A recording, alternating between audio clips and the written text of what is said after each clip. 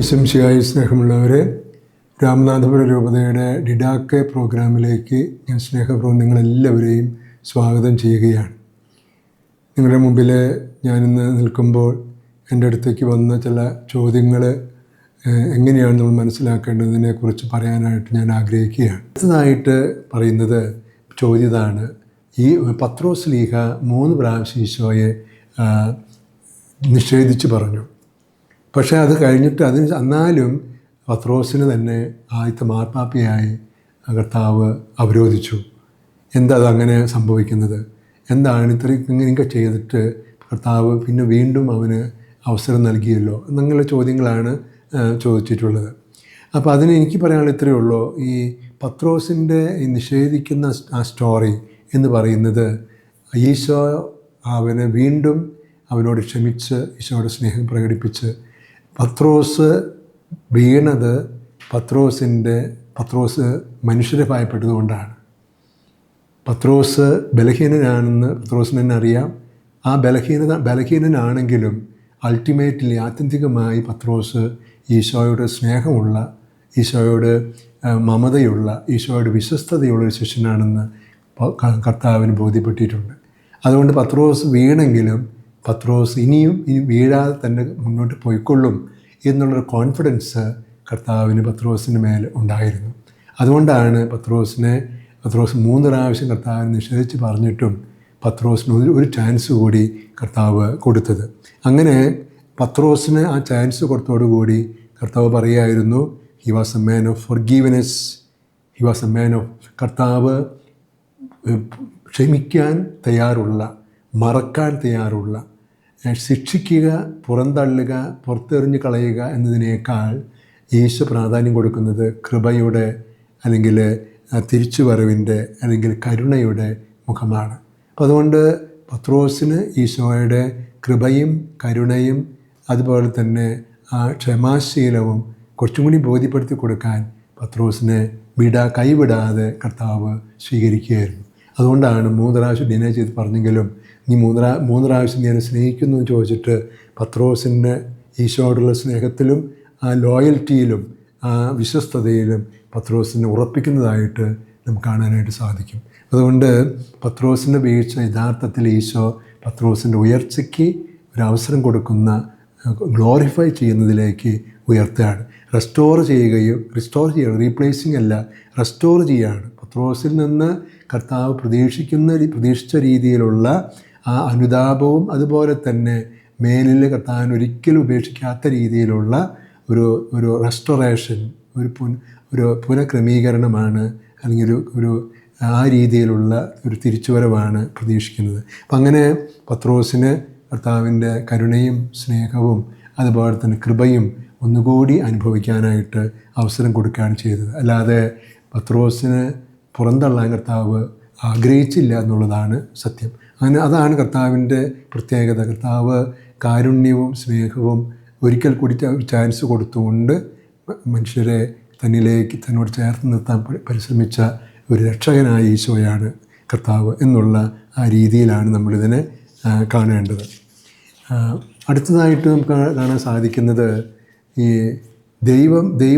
ദൈവമാണോ ശരിയും തെറ്റും തീരുമാനിക്കുന്നത്?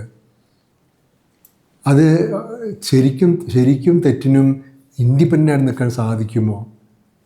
ദൈവത്തിൽ നിന്ന് വ്യത്യസ്തമാണ് മൊറാലിറ്റി എങ്കിൽ പിന്നെ എന്തിനാണ് ദൈവം അതിനെ കൺട്രോൾ ചെയ്യാൻ പരിശ്രമിക്കുന്നത്?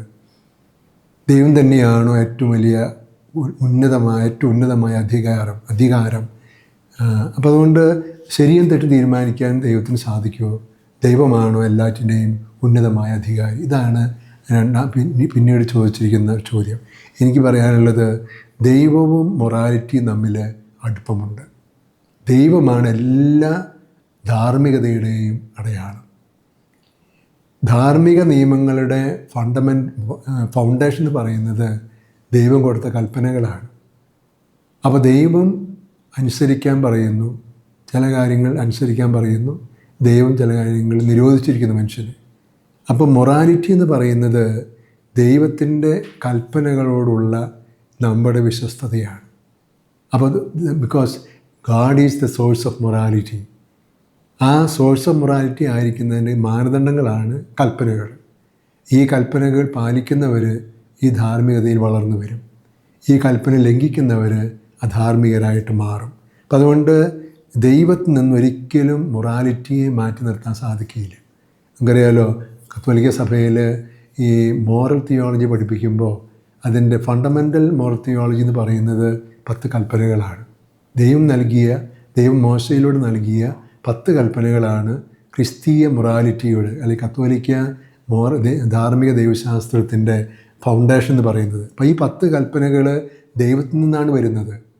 അപ്പോൾ ദൈവമാണ് ധാർമ്മികതയുടെ ഉറവിടം എന്ന് പറയുന്നത്. അപ്പോൾ അതുകൊണ്ട് ആ ദൈവത്തിൻ്റെ അടുത്ത് നമ്മൾ വ്യാപരിക്കുമ്പോൾ നമ്മുടെ ജീവിതത്തിൽ ഇതിനെക്കുറിച്ച് വ്യക്തമായ കാഴ്ചപ്പാട് നമുക്കുണ്ടാകണം. അപ്പോൾ ദൈവം എല്ലാറ്റിൻ്റെയും ഉറവിടമാണ്, എല്ലാ നന്മകളുടെയും ധാർമ്മികതയുടെയും ഉറവിടമാണ്. ആ ദൈവം തരുന്ന കൽപ്പനകൾ നമ്മൾ എങ്ങനെ പാലിക്കുന്നുവോ അതനുസരിച്ചാണ് നമ്മുടെ ജീവിതത്തിൽ നമ്മൾ ധാർമ്മിക മനുഷ്യരാണോ അധാർമികരാണോ എന്ന് മനസ്സിലാക്കാൻ സാധിക്കുക. നമുക്കറിയാമല്ലോ, നമ്മുടെ വിശ്വാസ പ്രമാണം 3 ഡയമെൻഷൻസ് ഉണ്ട്. ഒന്ന് ഏറ്റുപറച്ചിലിൻ്റെ ഡയമെൻഷൻ, അതാണ് വിശ്വാസ പ്രമാണം.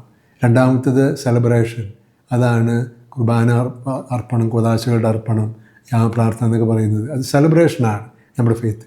പക്ഷേ ലൈഫ് ഓഫ് ഫെയ്ത്ത് എന്ന് പറയുന്നത് എന്താണ്? മൊറാലിറ്റിയാണ്, ധാർമ്മികതയാണ്. നമ്മൾക്ക് വിശ്വാസം ഉണ്ടെങ്കിൽ ആ വിശ്വാസം ജീവിക്കുന്നത് ധാർമ്മികരാണ്. അപ്പം അതുകൊണ്ട് ദൈവത്തിലുള്ള വിശ്വാസത്തിൽ നിന്ന് ദൈവത്തിൽ വിശ്വസിക്കുന്നത് പറയുകയും ദൈവകൽപ്പനകൾക്കെതിരായ അധാർമികമായി ജീവിക്കാൻ നമുക്ക് സാധിക്കുകയില്ല. കാരണം രണ്ട് ധ്രുവങ്ങളിലാണ്. അപ്പോൾ ദൈവത്തിൽ വിശ്വസിക്കുന്നുണ്ടെങ്കിൽ അതിൻ്റെ അർത്ഥം എന്താണ്? We will be moral persons. അപ്പം അതുകൊണ്ട് ദൈവമാണ് എല്ലാ ധാർമ്മികതയുടെയും ഉറവിടം. ആ ദൈവം നമ്മളിൽ നിന്ന് ധാർമ്മികത പ്രതീക്ഷിക്കുന്നത് തൻ്റെ കൽപ്പനകൾ പാലിച്ചുകൊണ്ടാണ്.